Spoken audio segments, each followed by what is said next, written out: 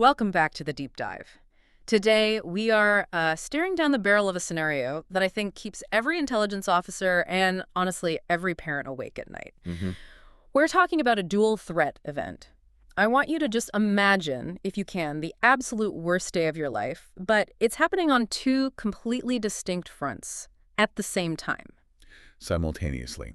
You have the professional crisis, the kind that, threatens your city, your neighbors, the very fabric of public safety. Right. And then, at the exact same nanosecond, you get hit with the personal crisis, the one that threatens to just rip your heart out. It is the definition of a pressure cooker scenario. It absolutely is.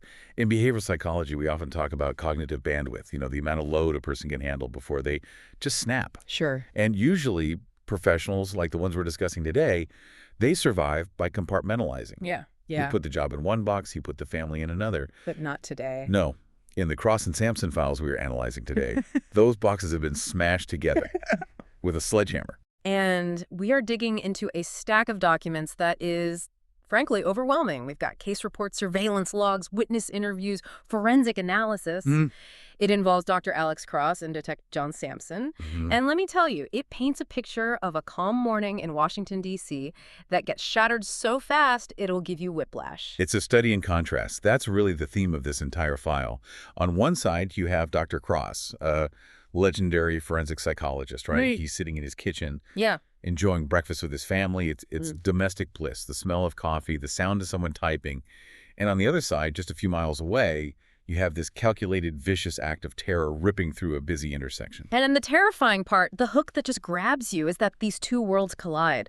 Cross isn't just dealing with the bombing in his hometown. He gets a phone call that changes the entire equation. The call. His son, Damon, a PhD student down in North Carolina, has vanished without a trace. So the mission for this deep dive is to unpack these parallel investigations. On one hand, you have the hunt for a domestic terrorist, a bomber who is turning D.C. into a war zone with, military efficiency. Yeah, terrifying efficiency. And at the same time, you have this desperate, quiet, agonizing search for a missing student who may have just stumbled into something far, far darker than a simple disappearance. So let's start with that morning. The files describe it as incredibly normal, almost aggressively mundane. Right. It's an important baseline. You got Alex Cross, his wife Bree Stone, and the matriarch of the family, Nana Mama. They're just eating scrambled eggs. Bree's working on her laptop. It's quiet. And that quiet is so essential to the narrative, because in any trauma analysis, you have to understand what was lost. You have to know the before to understand the after. And the disruption, the thing that shatters that quiet, it comes from a phone call. It's not the police. It's not a ransom demand. It's a professor. A woman named Clarisse Pope from UNC. Right. And this is where the red flags start flying for me immediately. Because we aren't talking about some, freshman undergrad who partied too hard and missed a 9 a.m. lecture. Not even close. The profile on Damon Cross is very, very distinct. He is a doctoral student in a clinical psychology program. Now, if you know anything about PhD programs, you know they're absolutely grueling. Oh, yeah. They require precision, discipline, constant communication with your advisors. Damon is described as an activist, yes, but a disciplined one. So for him to miss classes, to miss scheduled appointments with his academic advisor, and this is the crucial part, for his girlfriend, Melissa Lange, to have not heard from him in 3 days, that is not a behavioral lapse. That is a structural anomaly. It's a break in the system. It's a complete break in the pattern. And Alex Cross, being who he is, he spots it instantly. The reaction in that kitchen isn't, oh, boys will be boys. No, it's immediate tactical mobilization. It's the switch flipping. He goes from father to investigator in a split second. And you see it in the details of the communication. He sends an email with the subject line, urgent, in all caps. And then look at the logistics. They aren't just packing clothes, are they? No. They're packing weapons. That detail gave me chills. It says so much about the reality, the life they've been forced to live. Bree Stone calls her firm, the Bluestone Group, to arrange private travel, but Alex is calling in favors to fly armed. He's already running a threat assessment in his head. And that assessment says this isn't a misunderstanding. This is danger. And then you have this heartbreaking, but at the same time, incredibly resilient image of a Nana Mama. Who Nana Mom? She sees the guns coming out. She sees the tension in Alex's shoulders. She doesn't cry. She doesn't panic. She packs food. Tupperware containers of roasted chicken and cornbread. Because she knows the drill. She knows that when the adrenaline hits, you stop eating. And if you stop eating, you stop thinking clearly. She is, in a very practical way, ensuring their biological survival while they prepare for their tactical survival. It really speaks to the trauma this family has endured over the years, doesn't it? They are conditioned for crisis. It's their default setting. So they fly down to North Carolina, to Chapel Hill. And the moment they get to Damon's apartment, they treat it like a crime scene, immediately. Booties on the shoes, latex gloves, the works, no hesitation. And this is where the mystery just deepens. Because usually in a crime scene, especially a kidnapping or an abduction, you're looking for the disorder. You're looking for the struggle, the broken glass, the blood spatter. Signs of chaos. Exactly. But here, the terror is in the order. The apartment is clean. Too clean. Or just normal. Normal clean, but eerily so. The bed is made. There are family photos on the shelves, completely untouched. The fridge has fresh food in it. It's as if Damon just stepped out for a second and the world swallowed him whole. It reminds me of Locard's exchange principle. You know, the idea that a perpetrator always leaves something behind and takes something with them. Right. The transfer of evidence. But here, the lack of exchange, the lack of any disruption at all, it suggests one of two things. Either he left willingly and was taken somewhere else, or the person who took him had total, absolute control of the situation. There is one thing missing, though. One key item. The bike. Exactly. Damon's bicycle is gone from the mudroom. So that points to a departure scenario. He left, at least initially, on the bike. Now, Melissa Lange, the girlfriend, she eventually shows up at the apartment, and her behavior is... well, it's comfortable. She was definitely holding back, wasn't she? Oh, for sure. At first, she plays it off like Damon just goes off the grid sometimes for his social justice projects. Which is a convenient narrative. It's a normalization technique. People do this when they're terrified. She's trying to make the abnormal feel normal because the alternative is too scary to contemplate. But that story just crumbles under a little bit of pressure. She admits that while he gets focused, he never, ever goes silent. Not for 3 days. And she's terrified. So we have to look at the context of what Damon was involved in. He wasn't just studying psychology. He was practicing activism. He was on the front lines. The young freedom fighters, this group kept popping up in the case notes. Yes, the YFF. And the reports paint a picture of a campus that's a tinderbox. There's a lot of tension. A right-wing speaker, a guy named Michelson Woods, was scheduled to appear. And Damon was protesting this. Vigorously. The files mention brawls over posters, shouting matches in the quad. It's a polarized, extremely volatile environment if you're a high-profile activist in that kind of setting. You have a target on your back. A huge one. From all sides. But there's a specific thread Damon was pulling on that seems even more dangerous than a campus protest. It's what the file calls the Tennessee lead. Ah, yes. This felt like a whole detective novel tucked inside the main case file. This is the critical piece of the puzzle, I think. This is where Melissa finally cracks and reveals what Damon was really looking into. There was a professor, Darius Lucas, and a teaching assistant, Amy Time. And they had vanished a week before Damon did. Correct. And the official story, the one the university and the local police were apparently accepting, was that they were off doing research. Right, somewhere in Tennessee, looking into an old slave cemetery. That was the cover story. But Damon and his friends, being the sharp researchers they are, they dug into it. They fact-checked the premise. And it was a lie. A total fabrication. The story had been debunked months ago. It was a fake cemetery story. It was actually a white family's burial ground that had been misidentified years earlier. It was a bad history. So if they weren't in Tennessee researching a cemetery that wasn't what people thought it was, where were they? That is the $1 million question. And it's the question that likely got Damon Cross into so much trouble. He realized the Tennessee story was a diversion. A red herring. In intelligence terms, we'd call that a legend. A fake backstory designed to explain an absence. Someone, somewhere, wanted people to think Lucas and Tyne were busy elsewhere. And Damon, being Alex Cross's son, he just couldn't let it go. He smelled a rat. He did. And this is where he and his friends crossed a very serious line. They went from academic research to criminal investigation. Melissa admits it. She admits they broke into Professor Lucas's home to find clues. Now, that's a felony, but it yielded a piece of evidence that, to a profiler, is a screaming siren, a huge flashing red light. The cat. Otis the cat. Explain to us why the cat is so important here. It seems like a small detail. It's never a small detail. Pets are extensions of routine. They are anchors in a person's life. The file describes Professor Lucas as a man who absolutely adored this cat. Okay. When Damon and Melissa broke in, they found Otis abandoned. No food, no water, the litter box overflowing. A man who loves his pet doesn't just leave for a research trip and let the animal starve to death. No, he boards it, he gets a pet sitter, he asks a neighbor. He does something. The fact that the cat was left to die is almost undeniable proof that Lucas was removed from that house abruptly and completely against his will. It's proof of foul play. And now the person who was investigating that disappearance, Damon, is also gone. Exactly. The person who found the loose thread has now been cut from the tapestry.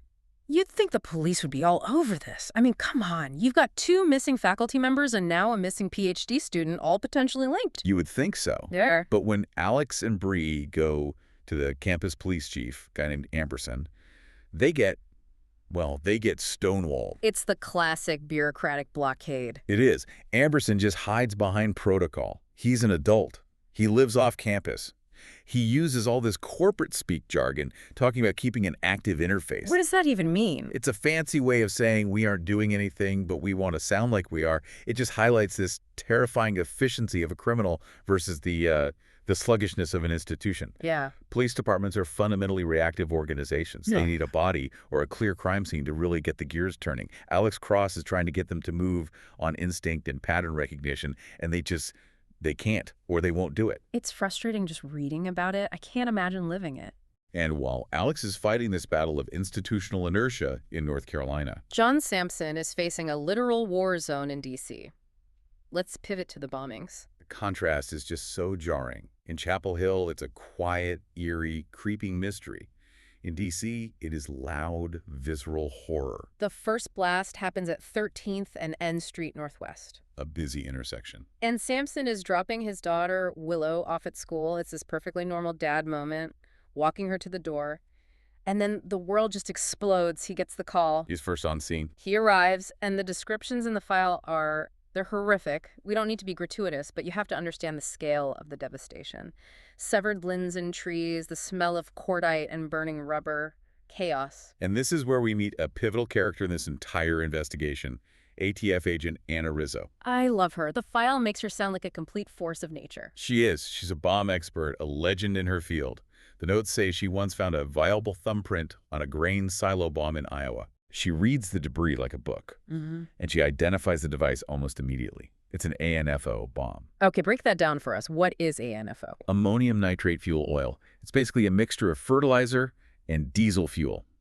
It's infamous because it's what Timothy McVeigh used in the Oklahoma City bombing. So it's powerful. It's technically a low explosive, which means it creates this heaving, pushing pressure wave rather than a shattering one.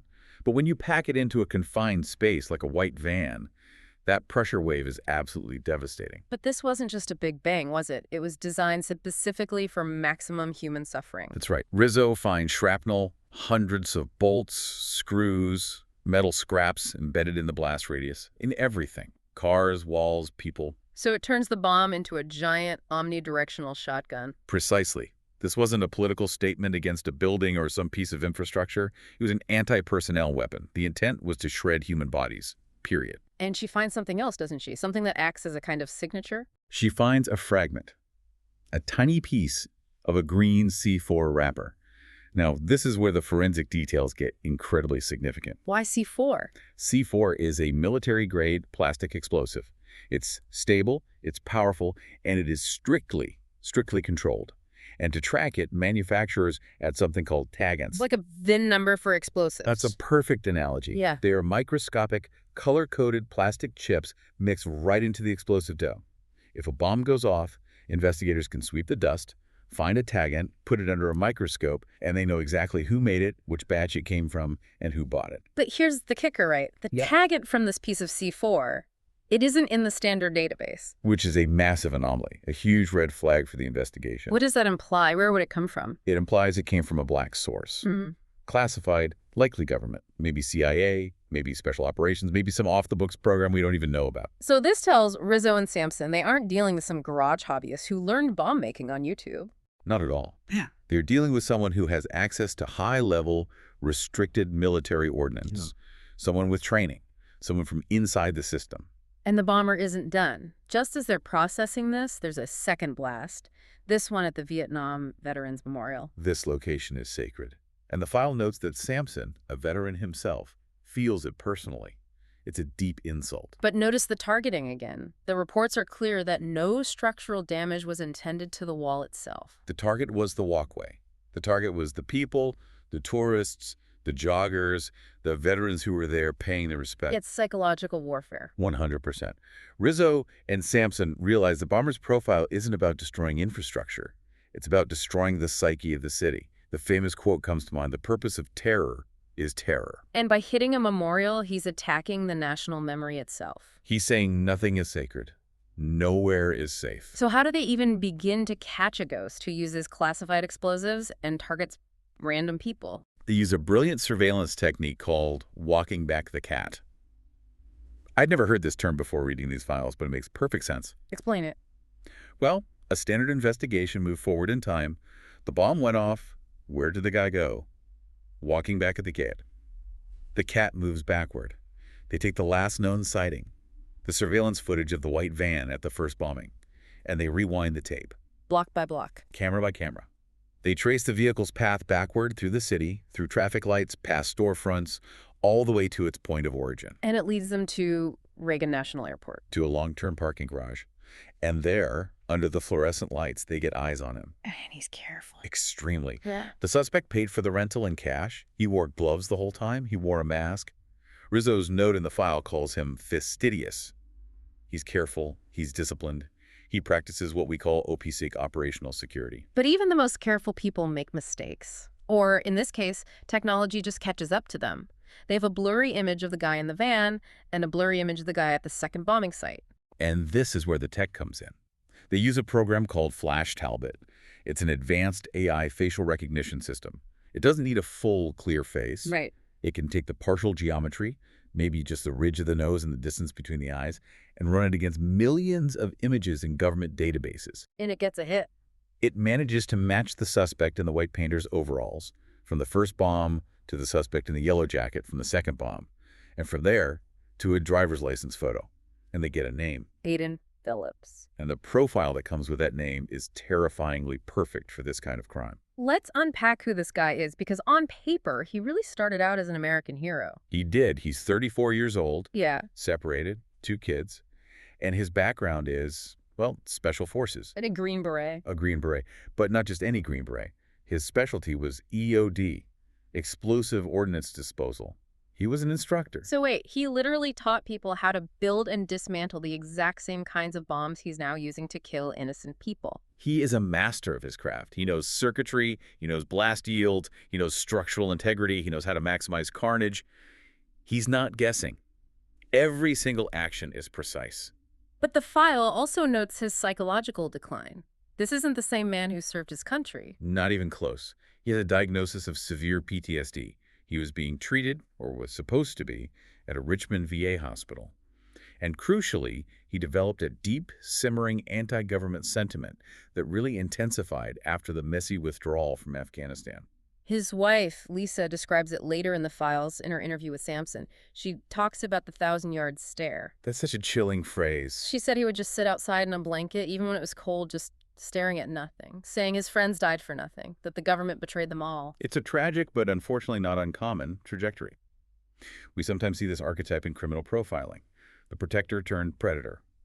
He feels betrayed by the system he served, so he decides to use the very skills that system gave him to try and dismantle it. And they find out this wasn't a snap decision. He didn't just wake up one day and decide to become a bomber. He practiced. This was a fascinating detour in the investigation. Rizzo and Sampson fly down to a place called Palmer, Georgia.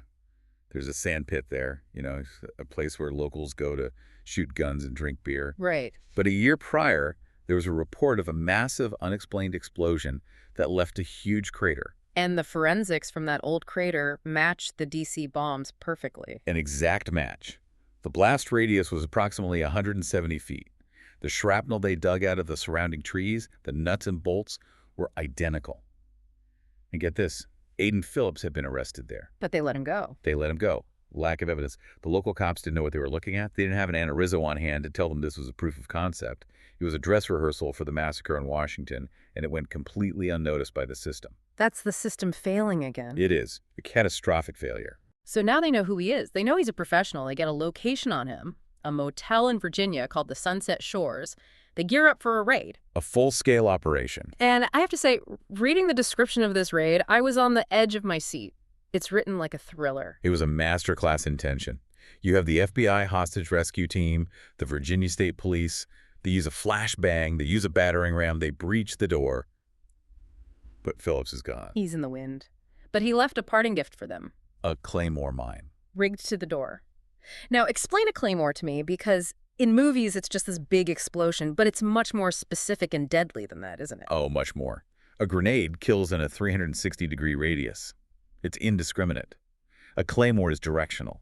It's a curved plastic box filled with C4 and hundreds of steel ball bearings. Okay. When it detonates, it fires those ball bearings in a specific 60-degree arc at something like 4,000 feet per second. It shreds everything in front of it. It's an anti-personnel mine designed to wipe out an entire squad of soldiers in an ambush. And he had it rigged with fishing line to the doorknob. So when they breached the door, why didn't it go off? Dry rot. Pure, simple physics. The eye hook that held the tripwire was screwed into the wooden door frame, but the wood was old and rotten.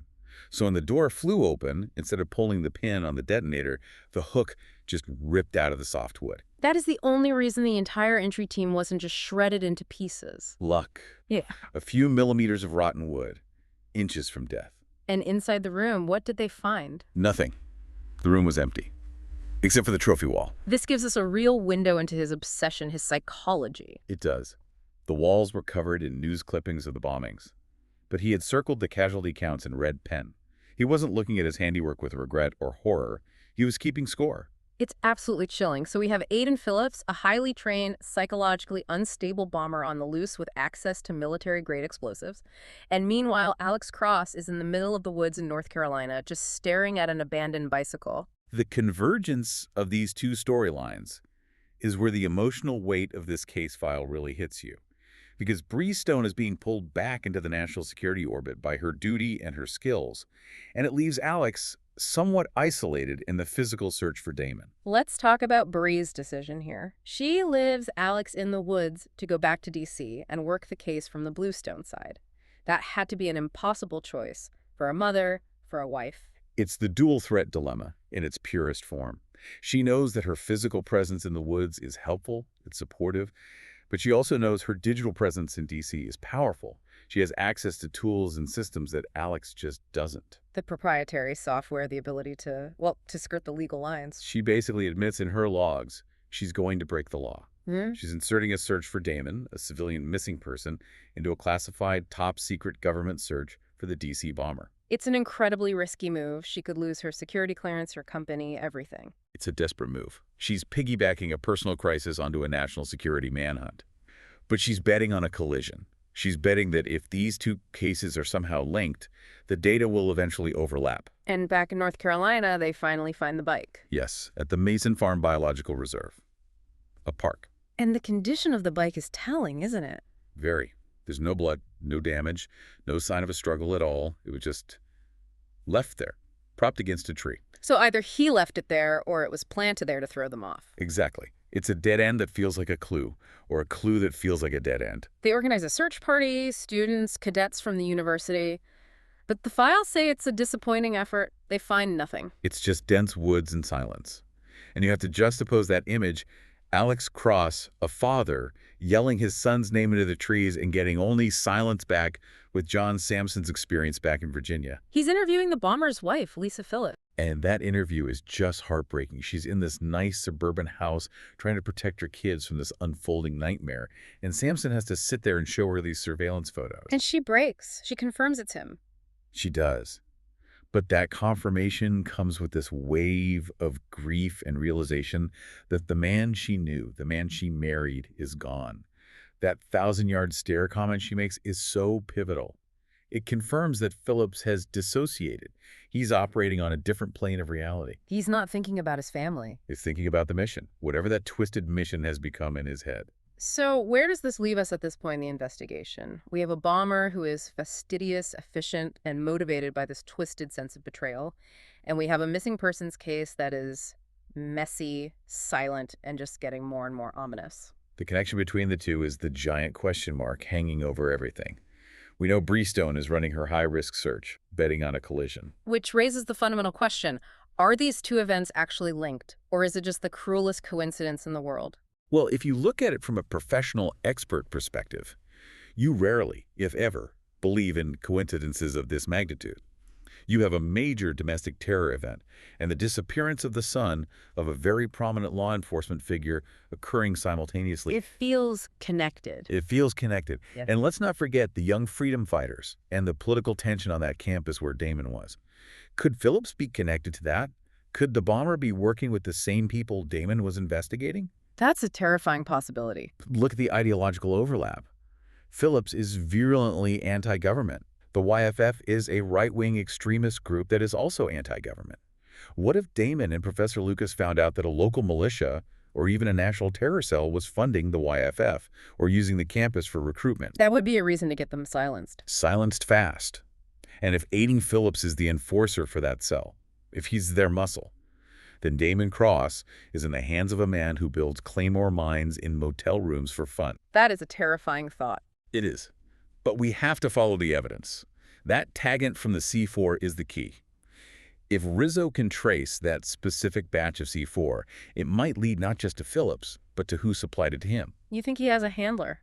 That he's not working alone? I think a bomb maker of this sophistication almost always needs a network. For money, for supplies, for intelligence. Remember the witness at the airport? She said he paid for the rental van in cash. Right. Where did a guy who was a security guard who just got fired get a huge roll of cash? He shouldn't be flush with money. So someone is bankrolling him. That's my read of the situation. And if someone is bankrolling a domestic terrorist like Aiden Phillips, they certainly have the resources and the ruthlessness to make a psychology professor and two of his students disappear.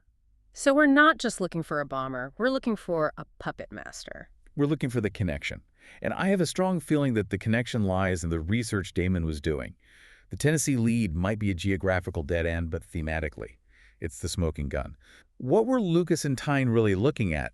Maybe they weren't looking at a cemetery at all. Maybe they were looking at a training ground. Now you're thinking like a detective. Palmer, Georgia was a training ground, a practice site. Maybe they found another one in Tennessee. Maybe Damon stumbled onto the map of a nationwide terror network. And that's what got him snatched. It's the only theory that fits the clean abduction scenario. Yeah. You don't just kill the guy who found the map. You interrogate him. You find out what he knows and who else he told. Which means Damon might still be alive. It's the hope we have to hold on to. It's the only hope Alex Cross has. We're almost out of time, but I want to touch on one last thing from the files. The media. Alex gets ambushed by reporters in the hotel lobby in North Carolina, and he makes a choice. He holds up the flyer with Damon's photo. It's such a double-edged sword. He feeds the beast to get his son's face out there. He's using his own celebrity as a tool. But in doing so, the kidnappers now know for sure that he knows. They know they have the son of the Dr. Alex Cross. He's not just another worried dad. He's a celebrity hunter of serial killers and psychopaths. Does that put Damon in more danger? It dramatically increases his value as a hostage, but it also increases the liability for his captors. If you're holding the son of Alex Cross, you don't just have the local cops looking for you. Yeah. You have the entire global law enforcement community coming for you with everything they have. The heat is going to be unbearable. Unless you're Aiden Phillips, and you want the attention. Unless you want the confrontation. Unless this is all part of the grand finale. If Phillips is looking for a stage to prove his point, to go out in a blaze of glory, well, taking on Alex Cross is the biggest stage there is. Chilling. It is. Okay, let's try and wrap this up. We've unpacked these incredible files. We have a dual crisis, a missing son, a city under siege. We have a suspect who is a ghost in the machine, a master of explosives with a deep-seated grudge, and we have a family pushed to the absolute brink. The takeaway for me is the fragility of normal. How one phone call, one explosion, can make the entire world tilt on its axis. And for me, it's the importance of vigilance. The clues were there all along. The crater in the sandpit in Georgia, the abandoned cat. The red flags were waving, but the systems in place failed to see them. It took individuals Cross, Sampson, Rizzo, Bree to step outside the lines and connect the dots. When the institutions fail, the individuals have to step up. They're the last line of defense. So here is the question we want to leave you with today. We know Aiden Phillips has military-grade explosives. We know he's targeting innocent people. We know Damon Cross stumbled into a dangerous conspiracy. With Bree Stone pulling strings in the NSA database and Alex Cross tearing apart the woods of North Carolina, are they running toward the same finish line from different directions? And if they are, what happens when the bomb maker finally meets the psychologist? Is Phillips just building another bomb, or is he building a trap specifically for Alex Cross? Keep your eyes open, everyone. Study the face of Aiden Phillips. Remember the face of Damon Cross. Because right now, knowledge is the only weapon we have. Stay safe out there. And we'll see you on the next Deep Dive.